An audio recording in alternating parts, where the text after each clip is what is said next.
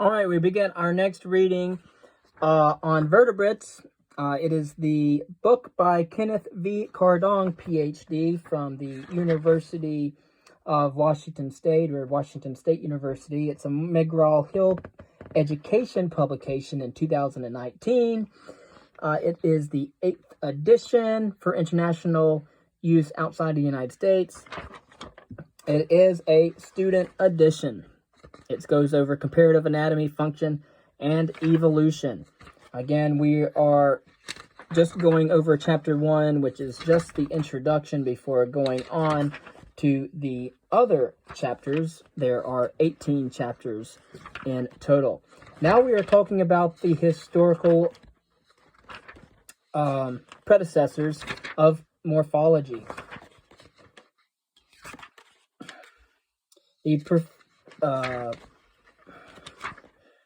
The historical predecessors of morphology, we might expect that the study and structure of evolution historically shared a cozy relationship, each supporting the other.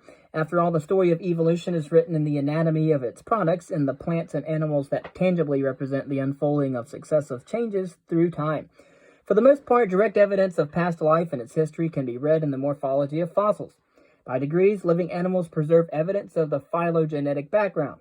It might seem, then, that animal anatomy would have fostered early evolutionary concepts. For some 19th century anatomists, this was true.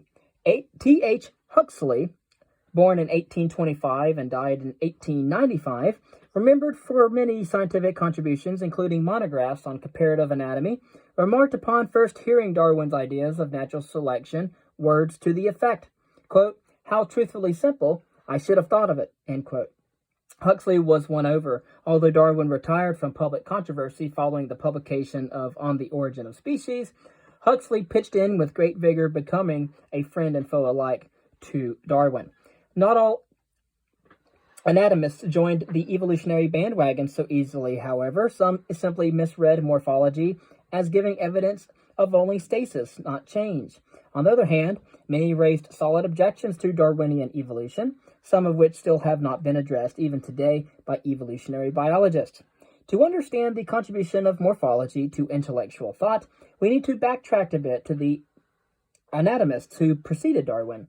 Foremost among these was the French comparative anatomist Georges Cuvier. Georges Cuvier was born in 1769 and died in 1832, and he brought attention to the function that parts performed. Because parts and the function they served was tightly coupled, Cuvier argued that organisms must be understood as functional wholes. Parts had dominant and subordinate ranking, as well as compatibility with each other. Certain parts necessarily went together, but others were mutually exclusive. Possible combinations were thus limited to parts that meshed harmoniously and met necessary conditions for existence. Therefore, the number of ways parts could be assembled into a workable organism was predictable. Given one part of an organism, Cuvier once boasted he could deduce the rest of the organism. Parts of organisms, like parts of a machine, for example, serve some purpose. Consequently, for the entire organism or machine to perform properly, the parts must harmonize. And that is very true of engines and things of that nature. Sharp carnivore teeth would be necessarily set in jaws suited for biting, into a skull that buttressed the jaw, on a body with claws for snaring prey, with a digestive tract for digesting meat, and so forth. Alter one part, and the structurally and functionally integrated machinery of the organism would fail. If one part is altered, function of the connected parts is disrupted, and performance also fails. Evolution could not happen. If an animal were altered, harmony among the parts would be destroyed, and the animal would no longer be viable. Change, or evolution in a sense, would cease before it began. Cuvier's functional morphology put him in intellectual company with Linnaeus, but in opposition to Lamarck's evolutionary ideas. Cuvier took comfort as well from the known fossil record of his day. Gaps existed between major groups, as would be expected if species were immutable or unchangeable, and evolution did not occur. During his time, ancient Egyptian mummies of humans and animals were being sawed through by Napoleon's armies and sent to European museums. Dissection proved that these ancient animal mummies were structurally identical to modern species. Again, this was evidence of no change, at least to Cuvier. Today, however, with a more complete fossil record at our disposal, and a realization that evolution occurred over millions of years, not just within the few millennia since the time of the pharaohs, we could enlighten Cuvier. In his day, however, the mummies were for Cuvier sweet pieces of evidence, confirming what his view of morphology required. Parts were adapted to perform specific functions. If a part was changed, function failed and an animal perished. Thus, there was no change and no evolution of species. Then we have a man by the name of Richard Owen.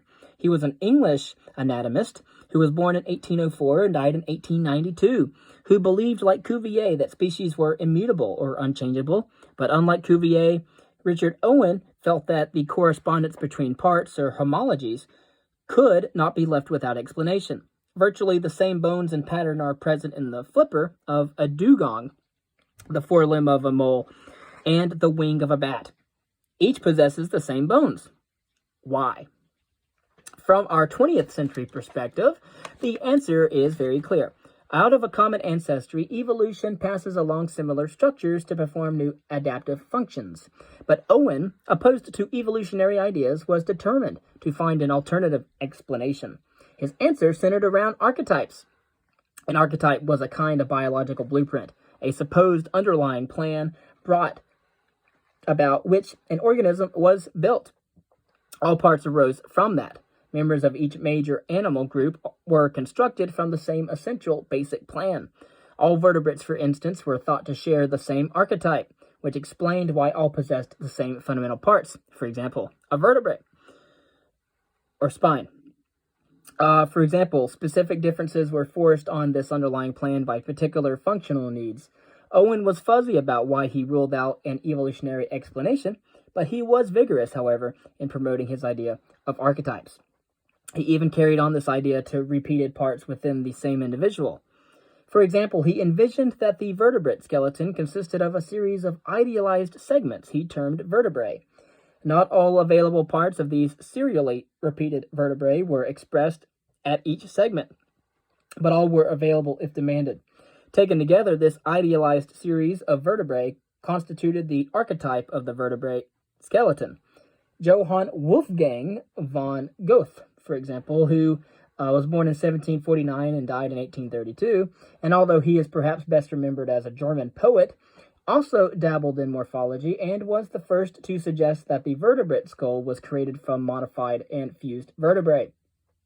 His idea was expanded by others, such as Lawrence Oken, who was born in 1779 and died in 1851. So by Richard Owen's time, the concept was well known. Owen considered the skull to be formed of vertebrae extended forward into the head. He held that all four vertebrae contributed and even went so far as to derive human hands and arms from parts of the fourth contributing vertebra, the occipital segment of the skull. T.H. Huxley, in a public lecture published in 1857 through 1859, took to task the vertebral theory of the skull, as it had become known. Bone by bone, he traced homologies and developed. He traced homologies and developmental appearances of each skull component. He reached two major conclusions. First, all vertebrate skulls are constructed on the same plan. Second, this developmental plan is not identical to the developmental pattern of the vertebrae that follow. The skull is not an extension of vertebrae, at least according to Huxley. Ostensibly, the subject of Huxley's public lecture was the skull, but his target was Owen and the archetype. The archetype is, wrote Huxley, fundamentally opposed to the spirit of modern science. Certainly, Owen was the leader of those morphologists who idealized structure and pushed the vertebral theory of the skull too far and too literally. On the other hand, Huxley succeeded too well in discrediting the concept of archetypes. The two men clashed over archetypes and came down on opposite sides of evolution as well. Huxley was for it, Owen was against it. With the eventual triumph of Darwinian evolution in the 20th century, however, the issues raised by morphologists such as Owen and Cuvier also tended to be forgotten. In a sense, the baby got thrown out with the bathwater. That is, serious morphological issues were forgotten as evolutionary concepts had triumphed. The rise of molecular biology in recent times has further contributed to the displacement of morphology. Molecular biology has won a deserved place in modern science. With its successes in medicine and insights into the molecular machinery of the cell, unfortunately, in some circles, all significant biological issues that humans face have been reduced to the chemical laws that govern molecules. In its extreme, such a reductionist view sees an organism as nothing more than the simple sum of its parts.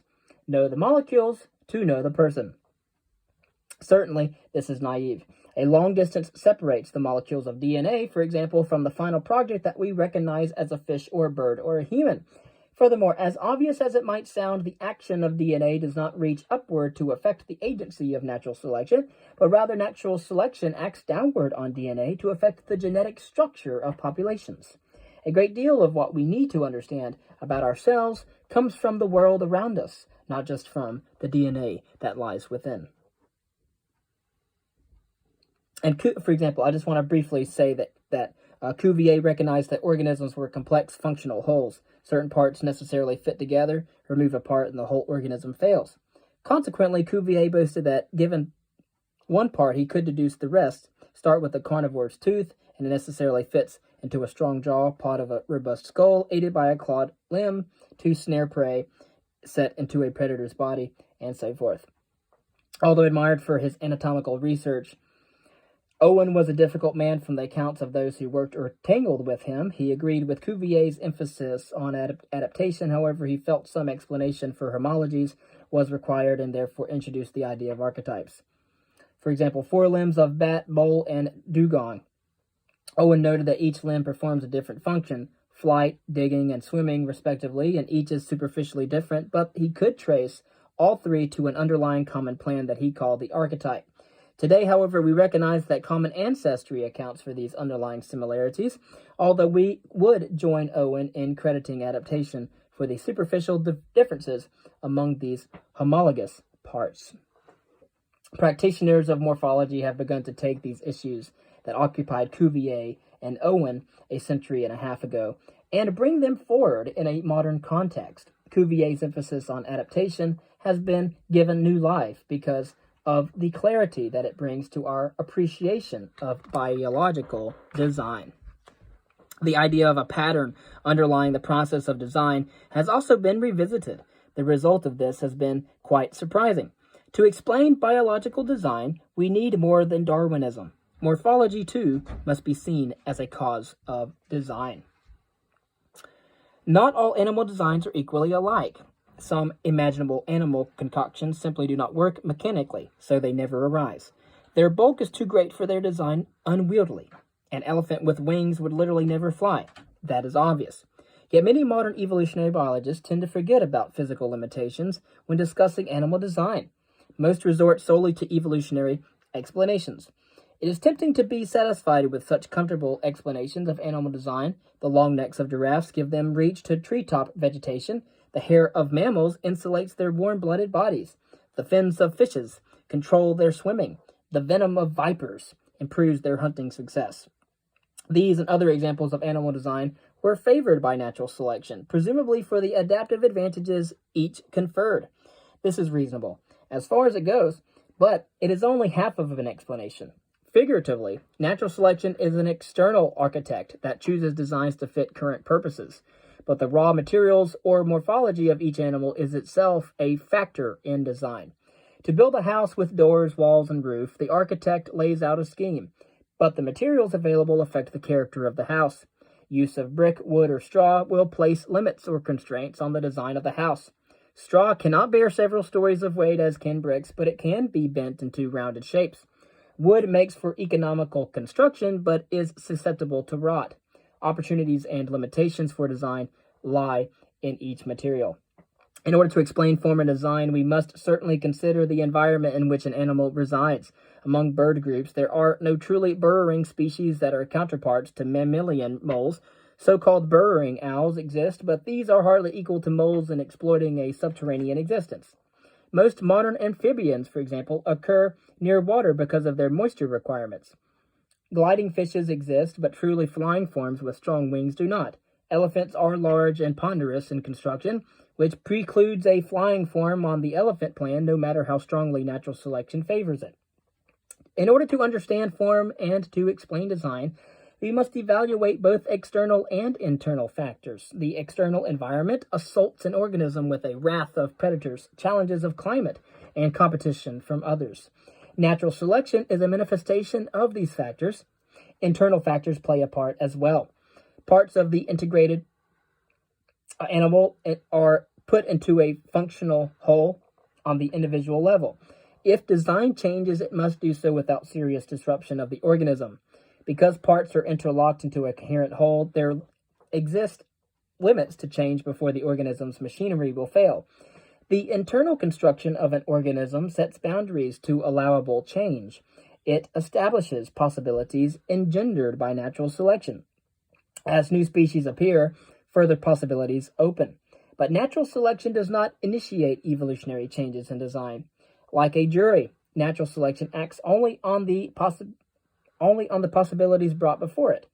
If natural selection is strong and possibilities are few, then extinction occurs or diversification along that particular evolutionary course is curtailed.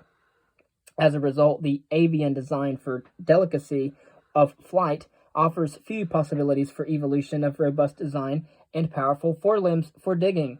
On the other hand, the avian design allows for the further evolution of airborne vertebrate species. Not all evolutionary changes are equally probable, in large part because not all morphologies, or essentially combinations of parts, are equally available to natural selection. Morphology embraces the study of form and function, of how a structure and its function become an integrated part of an interconnected design, or the organism, and how this design itself becomes a factor in the evolution of new forms. The term morphology, again, all we're talking about when we talk about morphology is just the combinations of parts, is not just a synonym for the word anatomy. It has always meant much more. For Cuvier, it meant the study of structure with function. For Owen, it meant the study of archetypes behind the structure. And for Huxley, it meant a study of structural change over time, or structural change over evolution. Today, diverse schools of morphology in North America, Europe, and Asia, for example, all generally share an interest in the structural integration of parts, the significance of this for the functioning of the organism, and the resulting limitations and possibilities for evolutionary processes. Morphology does not reduce explanations of biological design to molecules alone. Morphological analysis focuses on higher levels of biological organization, at the level of the organism, its parts, and its position within the ecological community. Next, we will talk about morphological concepts. In order to analyze design, concepts of form, function, and evolution have developed. Some of the most useful of these address similarity, symmetry, and segmentation.